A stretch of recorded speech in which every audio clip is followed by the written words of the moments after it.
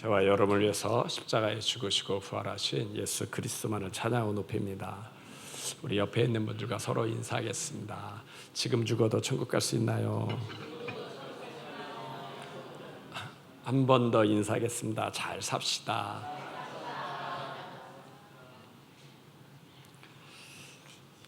가족과 부부 사이는 대화가 잘 돼야 되죠. 근데 대화가 안 될 때가 있어요. 그 대화가 안 되는 이유가 의외로 단순하다고요. 그게 뭐냐면 경제 문제나 질병 문제가 아니라, 이슈가 큰 게 아니라 배려하지 않는 말투라는 거예요. 그러니까 말투를 배려하게 하면 대화가 잘 되는데, 배려하지 않는 말투가 날카로워지니까 이게 대화가 안 된다는 거예요. 왜 대화 속에 날카로움이 있냐면, 그것은 대화 속에 감정이 들어가서 그래요. 내 감정이 들어가다 보니까 대화가 배려가 아니라 그러니까 자기의 어떤 성격이 나오게 되니까 대화가 어려워지는 거예요. 그래서 하나님은 우리에게 남을 나보다 높게 여기라, 그리고 우리를 낮추라고 얘기했어요. 우리를 낮춰야 배려하는 대화가 될 수 있어요. 그 배려하는 대화가 좋은 방법이 존댓말이에요. 저도 존댓말 하다 보면 감정이 줄어들게 되고 배려가 나오게 돼요. 저와 여러분이 십자가에 죽으신 예수님을 붙잡고 승리하시길 바랍니다. 우리 1절에서 2절까지의 말씀, 하나님이 우리에게 첫 번째 말씀하신 게 너희의 몸을 하나님이 기뻐하시는 산 제물로 드려라. 이것이 너희의 영적 예배니라. 이 세대를 본받지 말고 마음을 새롭게 하라 라고 얘기해요. 하나님의 온전하시고 기쁘신 뜻이 무엇일까요? 하나님의 온전하시고 기쁘신 뜻을 잘 분별하라 그랬는데, 그 온전하신 뜻이 우리의 몸이 행복해지는 거예요. 우리의 몸이 행복해지면 우리의 가정이 행복해지고 내 인생도 행복해져요. 내 몸이 불편하고 괴로우면 말이 짜증나게 나가고, 그러면 가정의 분위기도 안 좋아져요. 하나님은 저와 여러분이 행복하기를 원합니다. 우리의 가정이 편안하기를 원해요. 그러려면 뭐가 행복해져야 돼요? 몸이 행복해져야 돼요. 너희 몸을 하나님이 기뻐하시는 산제사로 드리라. 하나님이 기뻐하시는 산제사로 드리는 우리 몸이 행복하기를 원한다는 거예요. 질문할게요. 몸이 행복하신가요? 우리의 몸이 행복하려면요, 적어도 두 가지가 해결돼야 돼. 하나는 질병의 문제가 해결되고, 하나는 경제 문제가 해결돼야 돼. 이 두 가지가 해결돼야, 그래서 적어도 천국은 모른다고 해도 이 땅에서는 이 두 가지가 해결돼야 그래도 편안하게 살 수가 있어요. 만약에 내가 경제의 문제는 해결이 됐어. 이제 먹고 살만해. 그런데 우리에게 질병이 와요. 근데 그 질병이 감기나 두통 이런 문제가 아니라 우리의 삶을 바꿀 만큼 그렇게 커다란 질병이 오면 이제 걱정이 되죠. 그 다음에 우울증 같은 것이 오면 다 좋은데도 불구하고 가정도 편하고 남편도 잘하고 애들도 잘하는데 자기 스스로 우울증이 오면 살 맛이 안 나는 거야. 그러니까 이런 문제 오면 인생이 달라지게 되는 거예요. 평생 모은 돈을 다 어디에다 줘요? 병원에 갖다 주는 거예요. 병원 갖다. 또 반대로 20대 청년들은 젊어. 이제 건강은 있어. 건강은 있는데 이제 무슨 문제가 해결 안 돼요? 취업의 문제가 해결이 안 돼. 원서를 넣지만 자꾸 이렇게 탈락이 돼. 기업에서 고용을 줄여. 그러다 보니까 바늘구멍이 되잖아요. 그럼 뭐요? 여태까지 공부한 그 전공과는 전혀 다른 길을 가야 돼요. 그리고 어떨 때는 이제 자포자기하면서 그냥 집에만 있게 되면서 난 과연 잘 살 수 있을까? 난 결혼을 할 수 있을까? 내 친구들은 잘 되는데 왜 내 인생은 이렇게 어려워?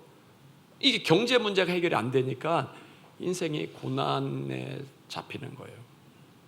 교회 다니는 성도들도 적어도 이 두 가지의 문제가 해결돼야 될 줄 믿습니다. 우리의 몸이 해결되려면, 행복하려면 이 두 가지 문제가 해결이 되는, 질병의 문제가 해결되고 경제 문제가 풀려야 될 줄 믿습니다. 근데 놀라운 것은 예수님이 이 두 가지 문제를 이미 다 해결하신 줄 믿습니다. 그래서 예수 믿는 거예요. 우리가 예수를 믿으면 예수님이 날 위해서 십자가에 죽었어, 내가 예수 믿고 천국 가야지 라고 해요. 맞아요. 예수 믿고 천국 가는 것이 가장 중요해요. 질병이 있어도 천국 가면 승리하는 인생입니다. 가난해도 예수 믿고 천국 가면 그 인생은 승리하는 거예요. 부자로 살다가 지옥 가면 실패하는 거예요. 그런데 천국을 주신 예수님은 우리가 이 땅에서도 풍성하고 누리기를 원하는 줄 믿습니다. 그러려면 적어도 두 가지 문제를 해결하셔야 돼요. 하나는 우리의 질병의 문제를 해결하고, 하나는 우리의 경제의 문제를 해결하셨는 줄 믿습니다. 그래서 예수님이 인생의 해답이에요. 예수님이 십자가를 칠 때 그분이 우리 죄 때문에 십자가만 진 게 아니라 그 십자가 지기 전에 빌라도에게 재판받을 때 무엇도 맞았냐면 채찍도 맞았어요. 채찍. 그 채찍 맞은 게 너무 아파요. 오른편 강도 왼편 강도는 채찍 맞았다는 기록이 없어요. 그런데 예수님은 채찍을 맞아서 엄청나게 피를 많이 흘리고, 더 놀라운 것은 예수님이 채찍 맞을 것을 예수님 태어나기 700년 전 이사야 선지자가 예언을 했어요. 예언을. 그분이 채찍 맞을 거야. 근데 그분이 왜 채찍 맞냐? 우리의 질고 때문에. 이사야 53장 5절 한번 보여주세요. 이사야 53장 5절 우리 같이 합독하겠습니다. 그가 찔림은 우리의 허물 때문이요 그가 상함은 우리의 죄악 때문이라. 그가 징계를 받음으로 우리는 평화를 누리고 그가 채찍에 맞음으로 우리는 나음을 받았도다. 여기서 그가 바로 예수님이거든요. 700년 후에 하나님의 아들이 오실 건데 그가 찔림을 받을 거다. 손과 발에 못에 못 박힐 거야. 근데 그건 우리의 허물 때문에. 그가 상함은 우리의 죄악, 옆구리에 창이 찔릴 거야. 그건 우리의 죄악 때문이라. 그가 징계를 받음으로, 그가 십자가의 죽음으로 우리가 평화를 누리고, 그 다음에 뭐야? 그가 채찍에 맞음으로 우리가 나음을 받았다. 그분이 채찍 맞을 거야 라고 얘기해요. 근데 그것이 무엇 때문에? 우리의 질병 때문에 그가 채찍에 맞을 거야. 이렇게 채찍에 맞는다니까 그냥 회초리 5대 정도 6대 정도 맞는 줄 아는데 어마어마한 피를 흘렸어요. 이 채찍 맞은 걸 알려면 영화 패션 오브 크라이스트 그걸 보셔야 돼. 모든 성도들은 그 영화를 봐야 돼요. 패션 오브 크라이스트.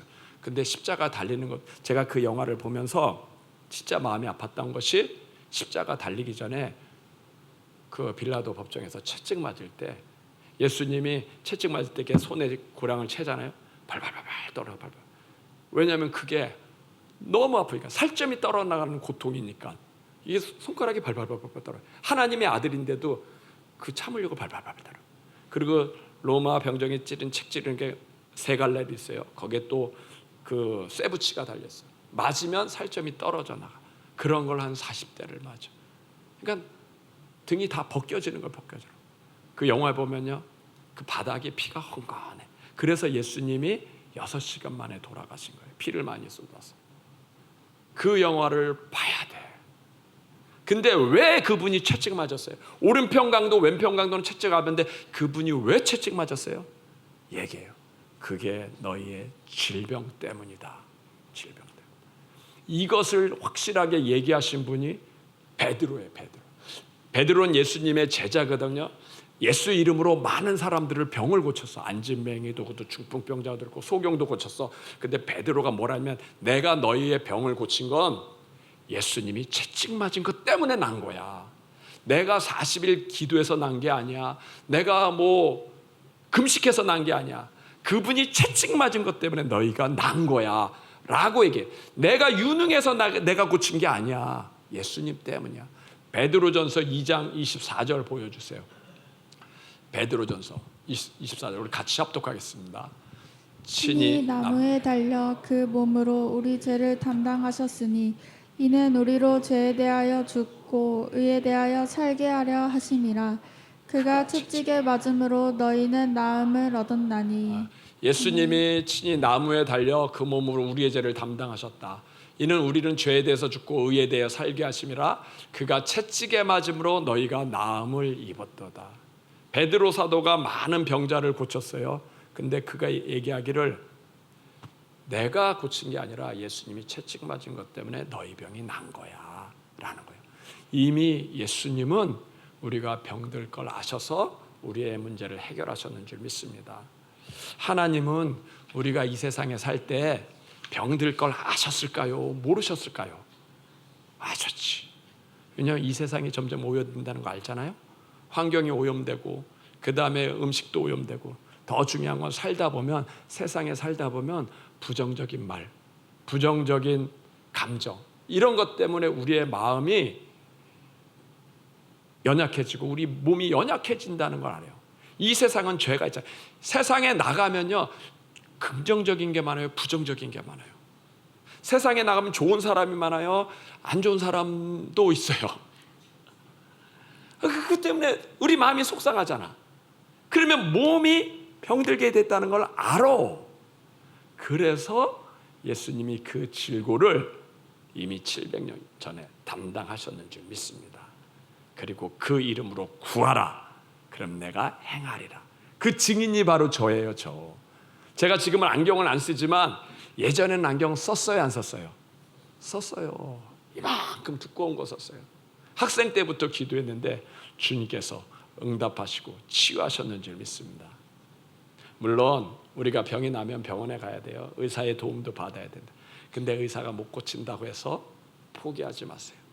예수님이 우리의 질병을 담당하셨는 줄 믿습니다. 우리가 그 이름으로 구하면 주께서 응답할 줄 믿습니다. 또 예수님이 대속하신 게 있어요. 예수님이 대속하신 것이 우리의 가난을 대속하셨는 줄 믿습니다. 예수님이 십자가에서 죽은 것이 첫 번째는 우리의 죄를 위해서 죽었고, 두 번째는 우리의 질병을 위해서 죽고, 또 하나는 우리의 가난을 위해서 가난하게 오셨다 그랬어요. 고린도 후서 8장 9절 한번 보여주세요. 8장 9절 우리 같이 압독하겠습니다. 우리 주 예수 그리스도의 은혜를 너희가 알거니와 부요하신 이로써 너희를 위하여 가난하게 되심은 그의 가난함으로 말미암아 너희를 부요하게 하려 하심이라. 아멘. 예수님은 하나님의 아들이에요. 그분은 부유하신 분이에요. 그런데 그분이 이 땅에 올 때 왕의 아들로 올 수도 있고 대제사장의 아들로 올 수도 있는데 그렇게 안 오셨어요. 목수의 아들로 오셨어. 그 당시에 목수는 가난한 직업이에요. 예수님이 왜 목수의 아들로 오시고 마구간에서 태어나셨냐? 그것은 우리의 가난을 짊어지고 우리를 부유케 하려고 예수님이 가난해지셨다 그랬어요. 그러니까 성도는 예수님 안에서 부유할 특권이 있는 줄 믿습니다. 예수님은요, 우리가 이 세상에 살 때 분명히 이 세상은 천국이 아니에요. 경쟁사회예요. 경쟁사회인데 우리가 늘 성공하고 승리할 것만 아니라 실패하고 손해볼 것도 아실까요? 모를까요? 다 잘만 되는 게 아니라 때로는 사기당할 수도 있고 때로는 내 계획대로 안 되고 물질의 손해가 있을 것도 주님은 아시는 줄 믿습니다. 그래서 그 부분을 예수님이 담당하셨어요. 그리고 그분이 우리에게 부유케 하려고 그분이 가난하게 되신 줄 믿습니다. 예수님이 가난하게 됐는데 내가 굳이 가난할 필요는 없잖아요. 그분이 고난을 당했는데 내가 고난 당할 필요 없잖아요. 그분이 고난 당한 그것이 내게는 축복이고 은혜인 줄 믿습니다. 예수 이름을 붙잡으세요. 그분이 우리의 미래가 되고 그분이 우리의 축복이 되는 줄 믿습니다. 전에 한 성도가 와서 저한테 얘기했어요. 목사님, 내가 교회 다니는 이유는 천국도 좋은데 나 좀 잘 살았으면 좋겠습니다. 난 사업을 하는데 사기도 많이 당했어요. 난 사업을 하는데 손해도 많이 봤어. 나 그래서 천국 가는 것도 좋은데 이 땅에서도 나 좀 잘 살았으면 좋겠어요. 가정도 잘 유지했으면 좋겠습니다. 그랬어요. 맞아요. 그게 하나님의 마음이에요. 하나님은 하나님의 자녀가 천국도 가지만 이 땅에서도 승리하고 잘 살기를 원하는 줄 믿습니다. 천국을 붙잡으면 이 모든 것을 더하시리라 그랬어요. 예수님이 인생의 해답인 줄 믿습니다. 예수님이 인생의 해답이에요. 살다가 우리가 6일 동안 세상에 나가서 살아요. 6일 동안 세상에 살을 때 원치 않은 일들도 있지만 그 인생의 해답이 예수 이름인 줄 믿습니다. 영적 예배가 뭐예요? 세상에 나가면서 예수 이름을 붙잡으라는 거예요. 그분이 우리의 죄를 대속했고, 그분이 우리의 질병을 대속했고, 그분이 우리의 가난을 대속했다. 예수님이 인생의 해답이다는 거예요. 저와 여러분이 예수 이름을 부를 때 성령님이 역사하시는 줄 믿습니다. 영적 예배는 성령님과 함께하는 예배예요. 그 성령님을 만나는 길이 예수님이에요. 성령님도, 내 안에 계신 성령님도 내가 강건하기를 원해요. 내 안에 계신 성령님도 내가 부유하기를 원해요. 내가 승리하기를 원해요.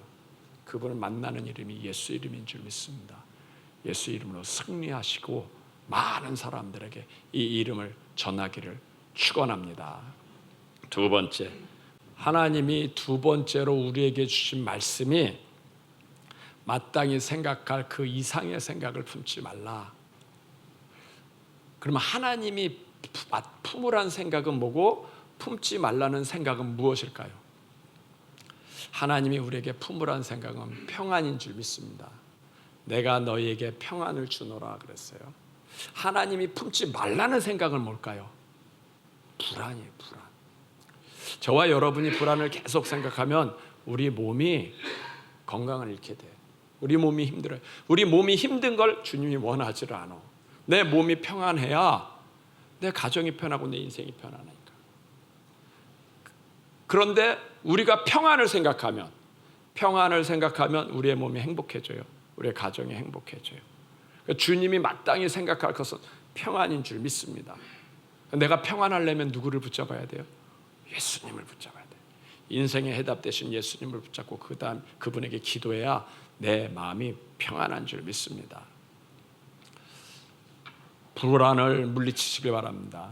키에르케고라는 사람이 그랬어요. 철학자인데 불안은 죽음에 이르는 병이라 그랬어요. 제가 처음엔 그 얘기 듣고 뭐 불안 갖고 그래 라고 했는데 제가 진짜 우울증에 걸리고 보니까 이게 무서운 병이구나라는 걸 알겠어요. 세상 사람들은 불안이 그냥 별거 아닌 것 같아. 그냥 털어버리면 되지, 외식하면 되지, 뭐 여행 가면 되지 라고 생각해요. 근데 그거는 안 걸려봐서 그래요. 진짜 우울증에 걸려가 보면 그건 두려움과 공포예요. 두려움. 그 생각을 물리쳐야 될 줄 믿습니다. 저는 부모님들이 자녀들을 학원 보내고 계속 공부시키잖아요. 똑똑하게 하려고 해. 그 다음에 스마트폰 주면서 보게 해. 이렇게 보면 걱정이 돼. 저게 자녀를 우울증으로 밀어넣는 건데, 왜냐하면 공부를 열심히 하면요 머리가 좋아져요. 머리가 좋아지면 생각이 많아. 그런데 성적은 올라가지만 부작용이 있어요. 부작용. 그게 뭐예요? 부정적인 생각이 자꾸 들어와. 스마트폰을 하면 재밌죠. 게임도 하고 정보도 많이 하고 지식도 얻어요. 그래서 점점 좋아지죠. 근데 좋은 것만 있는 게 아니라 부작용이 있어. 부모들이 부작용이 있다는 걸 몰라요. 그 부작용이 부정적인 생각이 와. 거기에 잡히게 되면 우울증이 오는 거예요. 어떻게 해야 돼요? 교회 보내야 돼. 교회는 절대 부정적인 생각하지 말라고요. 교회는 긍정적인 생각이에요. 하나님은 우리에게요 절대 부정적인 생각하지 마라. 염려, 근심, 불안 하지 말라고요. 그 하지 말라는 이유가 있어. 왜냐하면 부정적인 생각하면 누구에게 잡히냐? 귀신에게 잡혀. 마귀에게 잡혀. 그건 제가 몸으로 체험했어요. 그러니까 목사인데 하도 귀신을 보니까 하나님이 경험하게 하신 거예요. 완전히. 아니 그러니까 귀신에게 딱 잡히게끔 해본 거예요. 우울증에 딱 잡혀가지고 부정적인 생각이 잡혔는데 이게 도무지 내 힘으로는 빠져나오지 않아요. 그러니까 위에서 누르는 거야. 하나님이 아예 체험하게끔 한 거예요. 체험하게. 몸으로. 근데 어떻게 빠져나왔어요? 제가 기도하면서 예수님 도와주세요. 예수님이 내 죄 때문에 죽으셨지 않습니까? 예수 이름 부르면서 제가 빠져나왔어요. 그리고 제가 확실히 알았어요. 아, 귀신이 있구나 라는 거. 많은 사람들이 지금 우울증이나 공황장애나 조현병에 어려움을 당해요. 전 그 답을 알아요. 그게 약으로만 해결되는 게 아니야.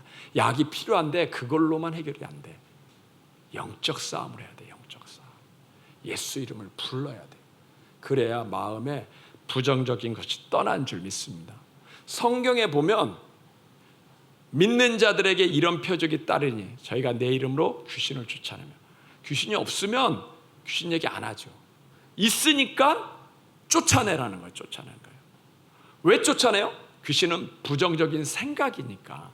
하나님 마땅히 생각할 그 이상의 생각은 하지 말라. 그 이상의 생각이 부정적인 생각이에요.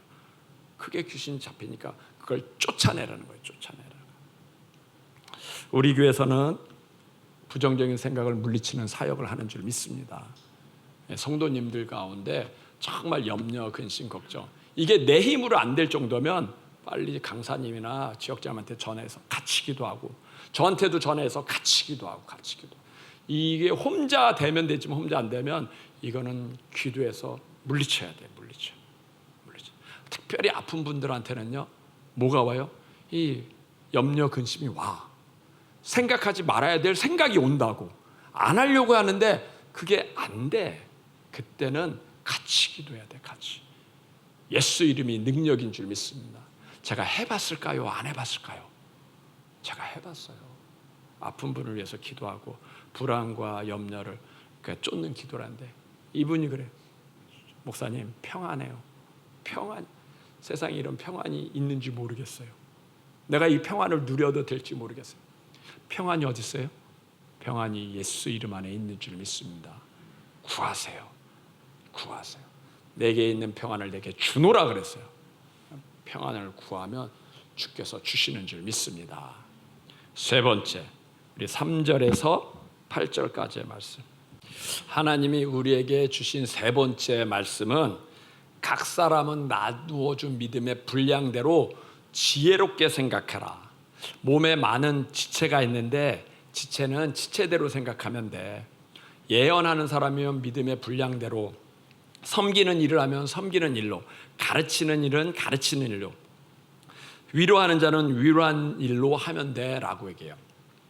하나님이 여기서 아주 중요한 말씀을 우리에게 했는데, 각 사람의 믿음의 분량대로 생각해. 분량 넘어서 생각하지 말고 분량대로 생각해. 그리고 몸에는 지체가 있어. 그러니까 지체는 지체지, 지체가 몸이 아니야.